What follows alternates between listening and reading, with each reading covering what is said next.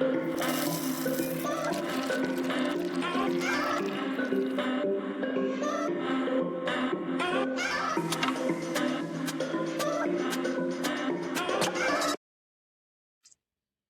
welcome, welcome to the second episode of Coffee and Cleavage. I'm MZ Locs. You guys get to see me this time because I'm actually recording correctly.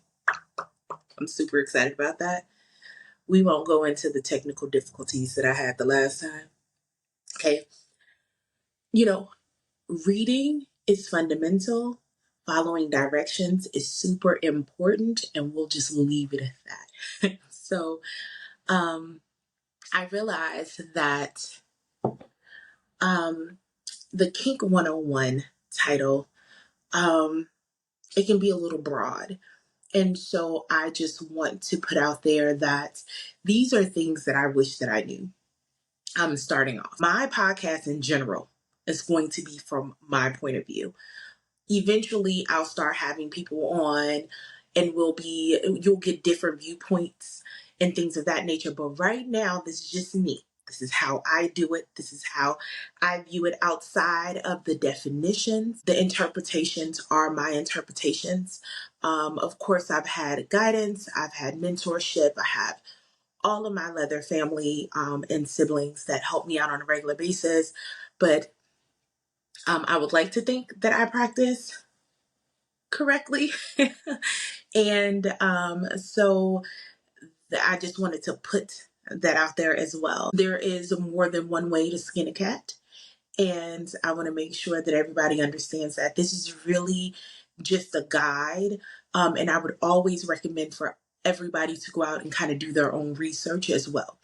This just kind of gives you a starting point. So leading into everything, I want to start off. Oh no, wait. Before I start off, if you see me looking to the right, it's because I couldn't remember all of this, right? So I'm okay. Don't judge me. Don't judge me. Let's keep it cute. But I want to start off by breaking down the acronym for BDSM. Okay. The first portion, the B and D, stands for bondage and discipline. And of course, we know what bondage is. It's the restraining of a person or a thing with ropes, handcuffs, tape, leather, plastic. I mean, we get creative out here. So that's that portion. And the discipline involves setting rules and punishments within the BDSM context, often as part of a dominant and submissive dynamic. Participating in BDSM requires trust and very, very, very, very, very, very, very, very clear communication. Okay, so that pause was there for a reason. Okay, I'm going to try not to edit this out, but very much so, it is super important to communicate. Trust is super important. The next portion is D and S. That stands for dominance and submission, which is a power exchange between a dominant, one who holds authority, and a submissive, someone who obeys the authority. In the context of a consensual scene, roles may vary from scene to scene with different partners or may be very fluid. So one DNS dynamic may not mimic or look like another DNS dynamic. One scene, even if done with one set of people, if these people go and have different scenes with different partners, it may not look the same. Some people scene, some people live this 24/7. There's a lot of different nuances that come into play when we're talking about a DNS situation. And the final portion is sadism and this term refers to taking pleasure in giving pain, which is the sadist, and receiving pain, which is the masochist.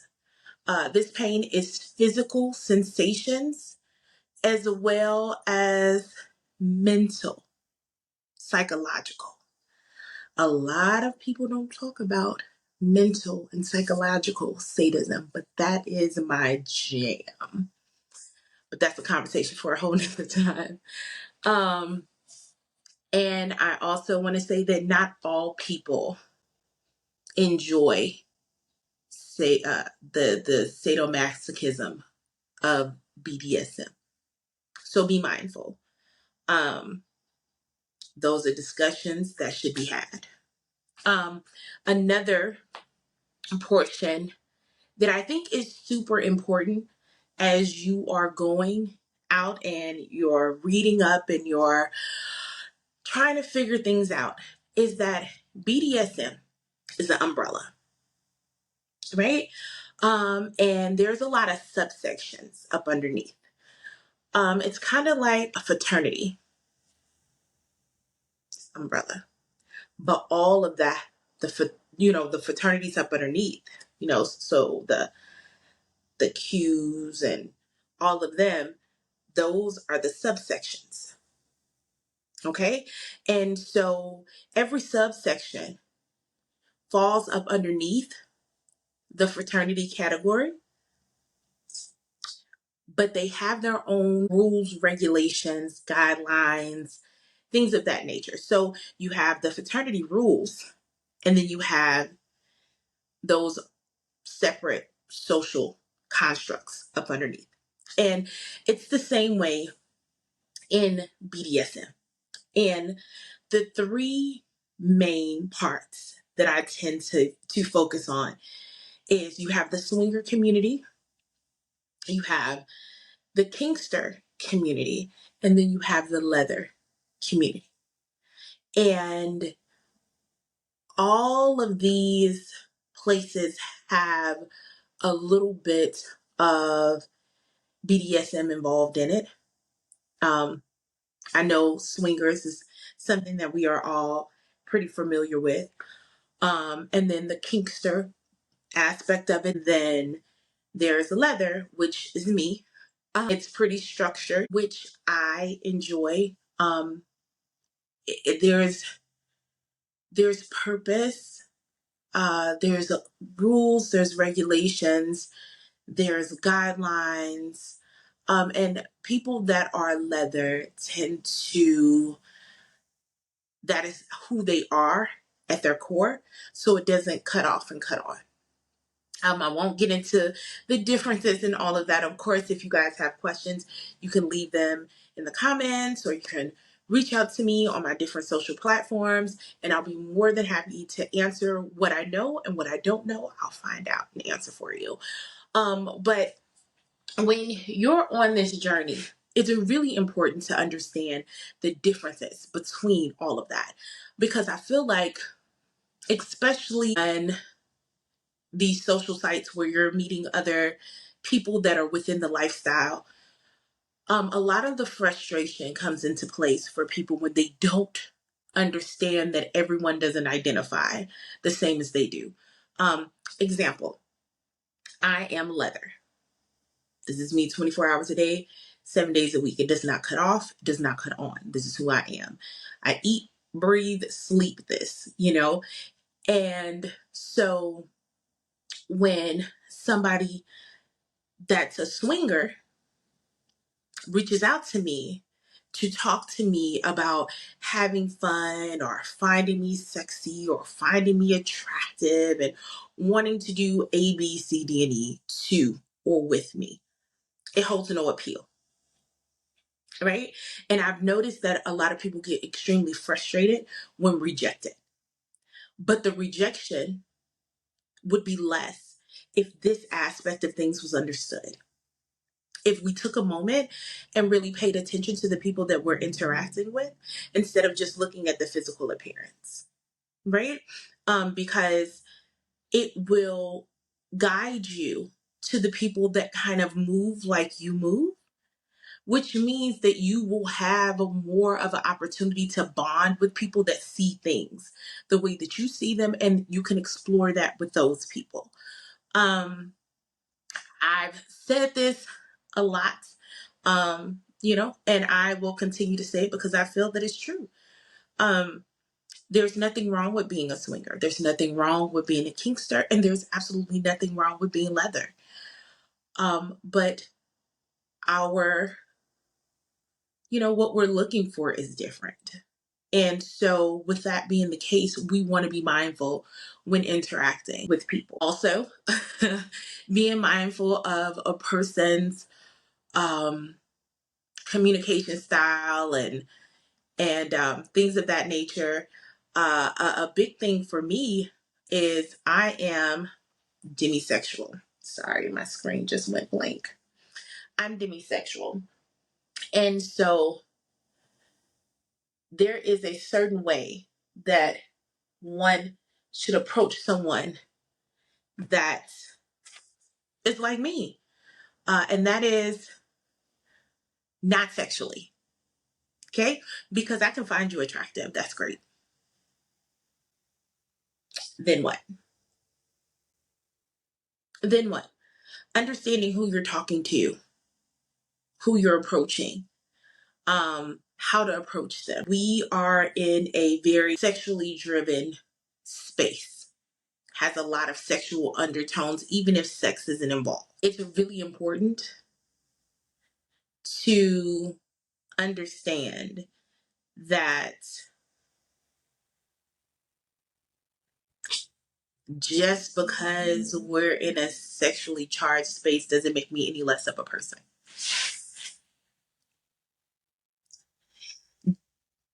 And I should be approached as such. And so doing so will also help you on your adventures in this here lifestyle. I want to touch on the pillar of safe BDSM practices. So there is a few different acronyms that I'm going to go over. I'm not going to go too deep into it, but I do want to take a moment to touch bases on it with the definitions and the breakdown. So there's safe, sane, and consensual, right?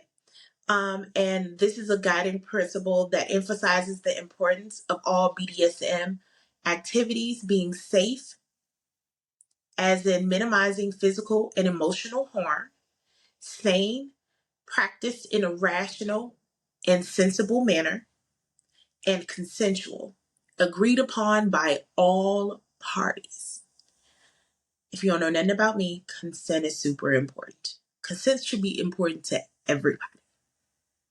So we're going to touch bases on consent a few times in this here video. Okay?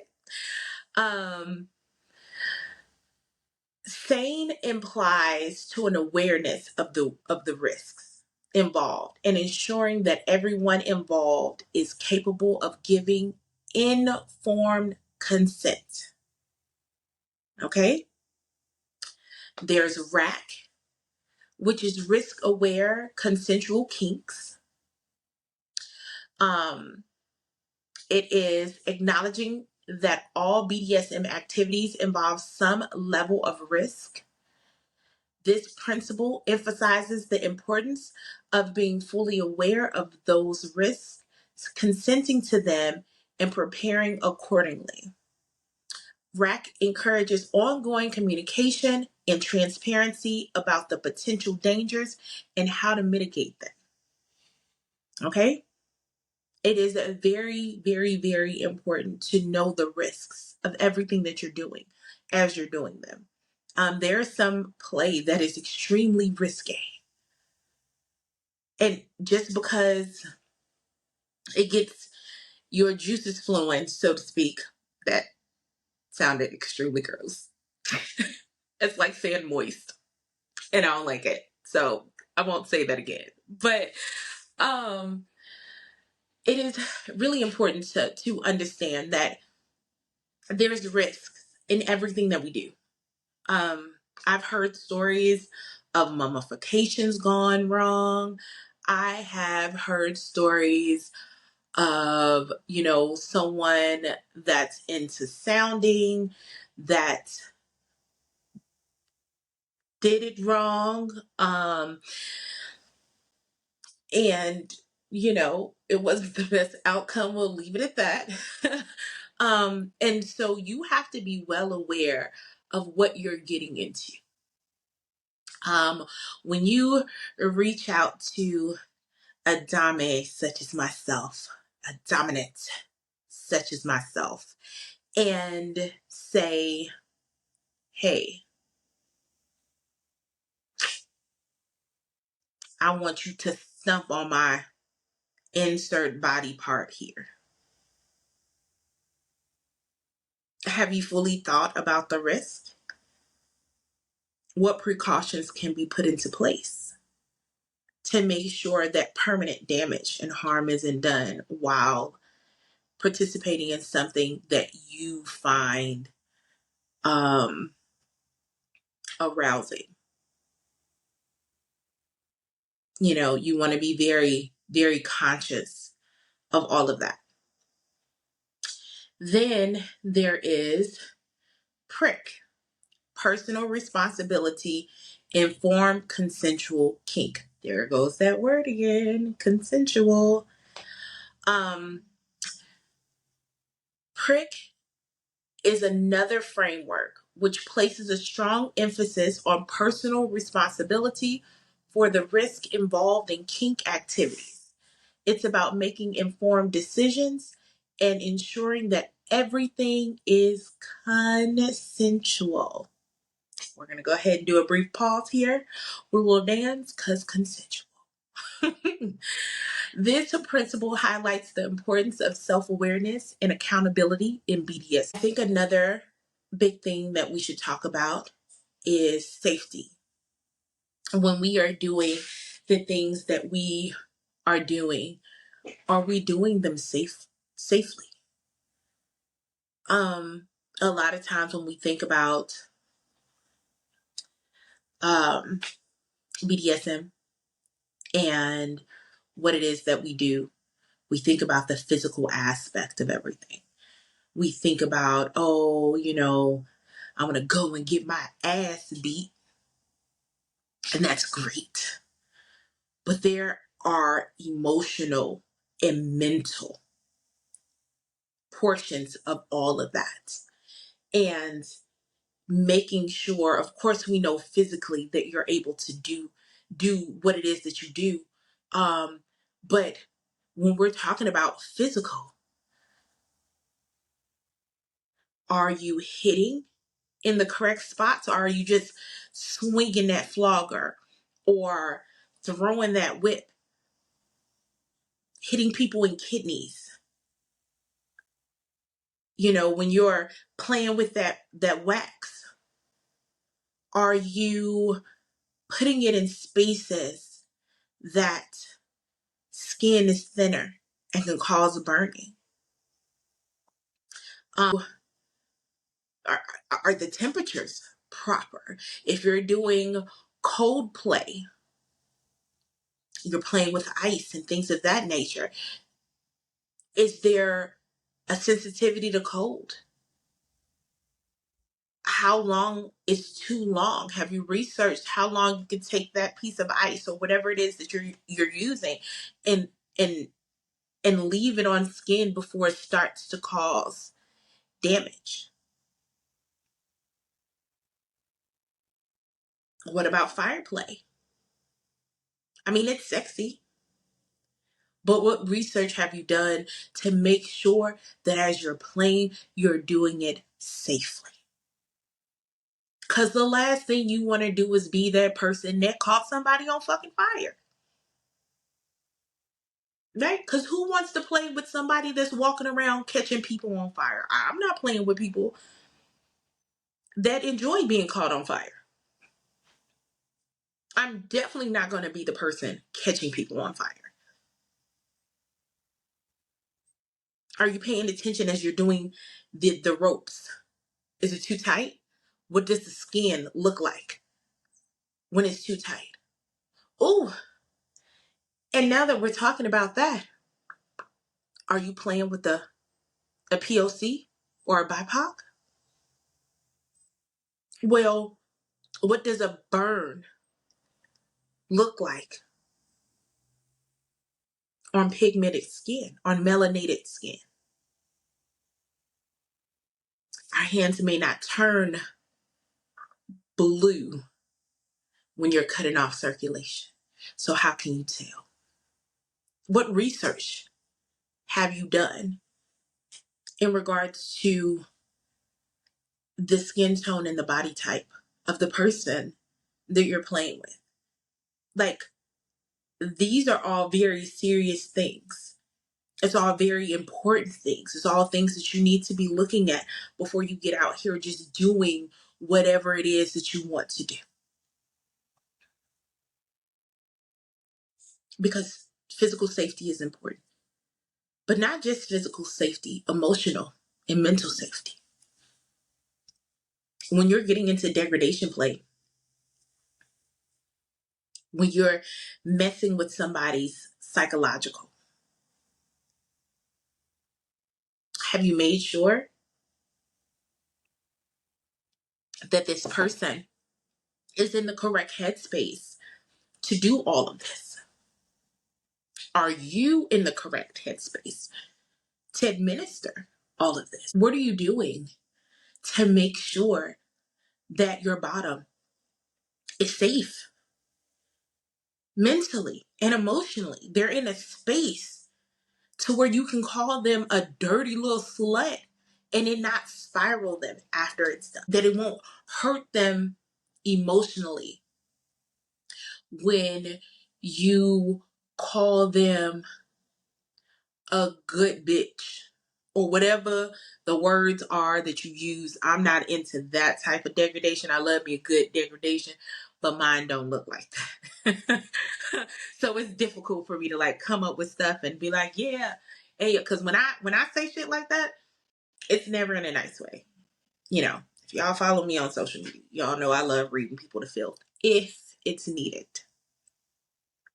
So that's not my thing, but hopefully you guys get what I'm saying. When I'm saying you have to check in, you have to make sure, and you have to kind of be in tune with the people that you're with. Not saying that it has to be, you can't do pickup play or anything like that, but there's certain forms of pickup play that I feel for me would not be something that I do because I need to know who. There isn't enough time for a pickup play to do a proper degradation scene or a consensual non-consent scene. Like, that takes time, that takes planning, that takes communication in regards to emotional triggers, mental triggers, um physical aspects of things. You know, if a person headspace isn't right, they may want to do a kidnapping scene until you grab them and you didn't talk to them appropriately, because you can't tell them when you're going to do it or it takes away from the scene, right? Okay, so when you grab them and you take that bag and put it over their head or whatever it is you're doing, and that darkness hits, and then their fight and flight kicks in, now you done got your ass beat because you didn't have the correct conversations in the first place. Or you would have known that things over their head is a trigger for them. It's a trigger. So that's a no. But those are the type of conversations that you need to be having. Um, let's talk about consent and negotiation. Uh, the foundation of consent. Consent is the cornerstone of all BDSM activities. Unlike in mainstream portrayals, consent in BDSM is informed and enthusiastic and it can be withdrawn at any time. We're going to say this one more time. Consent can be withdrawn at any time. I can be in the middle of beating somebody's ass, and if they withdraw consent, they withdraw consent. You stop immediately. And I feel like people don't understand that enough.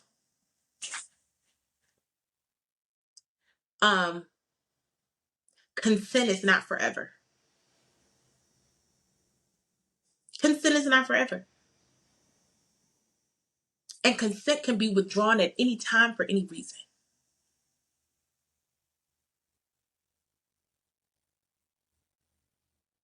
And if you don't like it, fuck your feelings. Because it's not about your feelings. It's about how they're feeling at that particular point in time. Respect fucking boundaries, folks.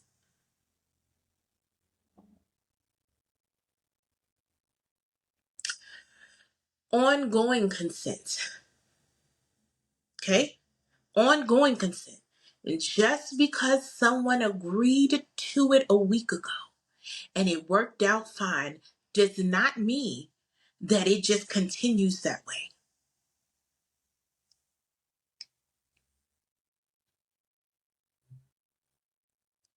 Dominance and tops, you need to be checking in with your submissives, slaves, and bottoms. You need to make sure that everything is okay, that everything is still okay. I call them temperature checks. That's what I call them. Let's check the temperature. Let's see how you're feeling about this. Are we still on the same page? Is this something that we want to continue doing? Is there something that needs to be tweaked that works better? And bottoms and submissives and slaves. Just because you're a submissive, just because you're a slave, just because you're a bottom, does not mean that you don't have the right to remove consent. If something is not working for you, okay, there we go. Sorry. A call came through on my phone right in the middle of my stuff. I'm gonna have to take things and I'm gonna have to squish them together. Not happy about it. Um, but um, just because you are a submissive doesn't take away from your right to say no. You are a whole person.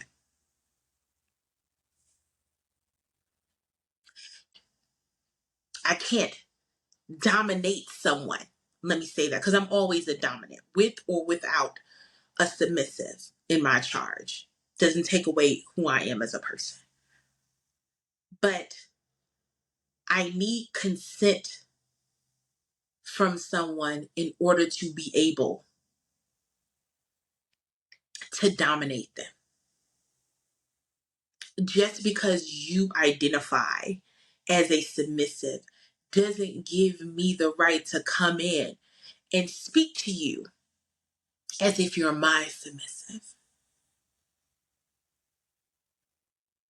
If anybody has been around me, I talk to everybody the same.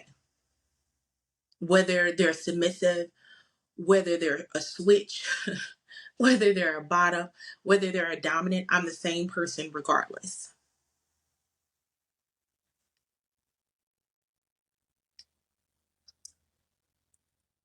I stand firm in treating people like people. Because that's what you are, submissive or not.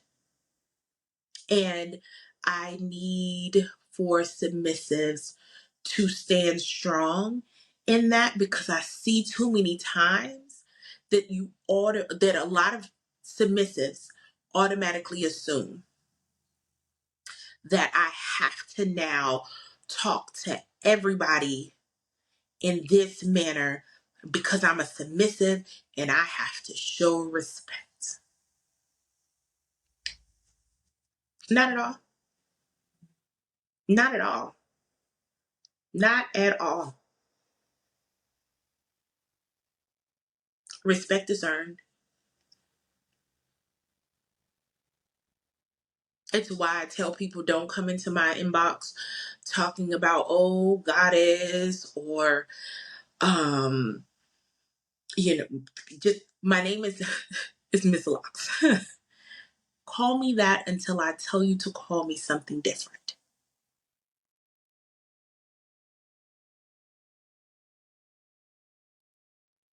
I think that that's very important. Um, Knowing who you are and being strong and firm in your conviction is important. Understanding your boundaries, um, and what you're looking for is important. Um, it will make things flow a lot better. And I think the last point that I want to touch on, because I can talk about this all day. As you notice, there's not a lot of ums and uhs and here, because I can talk about this all day. Another, and I want to end with this because I feel like it's super important as you're going through this journey that you're going through. You don't have to identify as anything to enjoy your journey through BDSM and kink. There is no need to identify. You can be undecided. You could put exploring. There is more than just dominant and submissive. Learn the different things out there. Discover who you are as you grow.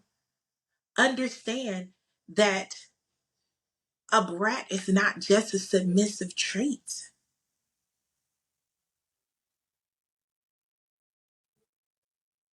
Okay? It's not just a submissive trait. I'm a bratty dominant. That'll never change. Excuse my dog throwing a fit in the other room. He's real loud. If y'all can hear it, I'm going to try to get the sound out, but just in case. It took me a while to be able to accept that because I spent a lot of time trying to put myself in a box. When we come over to BDSM and kink, to get out of the box. Stop coming over here and putting yourself into a box. Men, you don't have to come over and expect to be dominant. Every man ain't dominant. The amount of men in my inbox wanting to submit while saying that they are dominant, mind blowing. Women, you don't have to be submissive. And you know, I'll stand firm in that because I'm not. And I'm very much femme presenting. And I often am boxing all the time when I go in spaces because automatically, oh, she's dressed up and oh, she's, treating everybody as equals. Oh, she gotta be a submissive. She's not and never will be. What I am is unapologetically me. I'm myself through and through, online, offline, at events, away from events. This is me. It's always going to be me. And I had to get to a point to where I stop apologizing for being me. Because being me is fucking amazing. And stay glowing. Why? Because I don't give a fuck. I'm going to be me. And I'll find people that enjoys me for me. I'm not going to be everybody's cup of tea. You're not going to be everybody's cup of tea. And that's okay.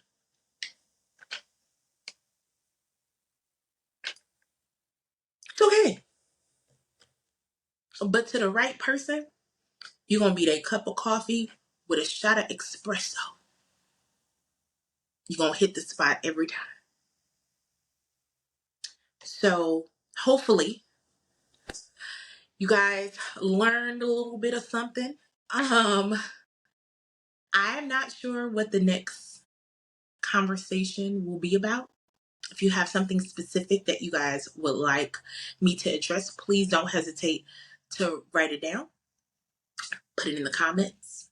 Let me know. Thank you so much for taking the time out of your day and listening to me talk for 30 minutes. I don't know what it's going to be when I put it together though. So we'll see.